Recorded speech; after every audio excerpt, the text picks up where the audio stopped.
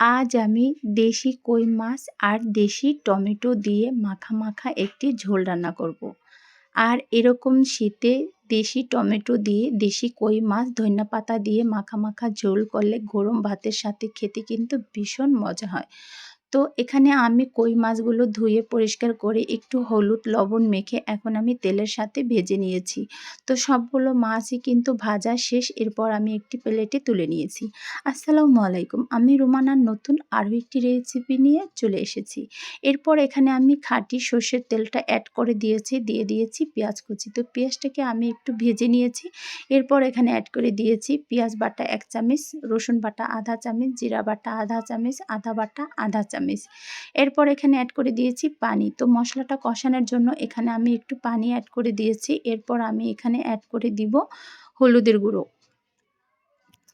তো এখন আমি এখানে গোটা কাঁচামরিচ অ্যাড করে দিয়েছি, দিয়ে এখন আমি এখানে 1 চামচের মতো হলুদের গুঁড়ো অ্যাড করে দিয়েছি। তো এরপর আমি এখানে অ্যাড করে দিব মরিচের গুঁড়ো 1 চামচ। তো এখন আমি মশলাটাকে সুন্দর করে কষিয়ে নেব। তো তেল ছেড়ে দেওয়া আগ পর্যন্ত আমি মশলাটা কিন্তু এভাবেই কষিয়ে নেব।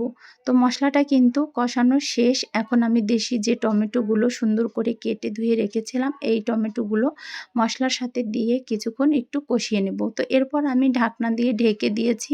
তো ঢাকনা দিয়ে কিছুক্ষণ এভাবে রেখে দিয়েছিলাম। ঢাকনা তুলে এখন আমি এভাবে একটু নেড়েচেড়ে দিয়েছি। তো টমেটোগুলো কিন্তু কষিয়ে নিয়েছি। এখন আমি যে মাছগুলো ভেজে রেখেছিলাম, এখন আমি এই মাছগুলো টমেটোর সাথে একটু কষিয়ে এখানে ঝোলের জন্য পানি অ্যাড করে দিব।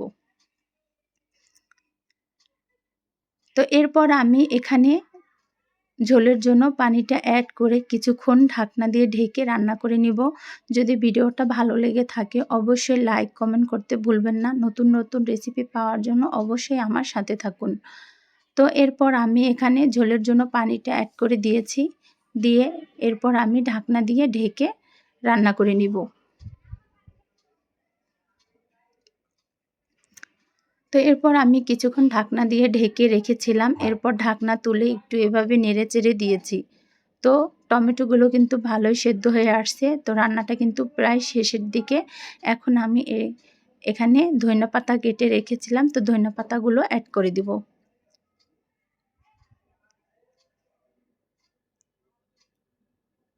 তো এরপর আমি লবণটা চেক করে নিয়েছি, পারফেক্ট লবণ হয়েছে। এরপর আমি এখানে ধনিয়াপাতাগুলো অ্যাড করে দিয়েছি।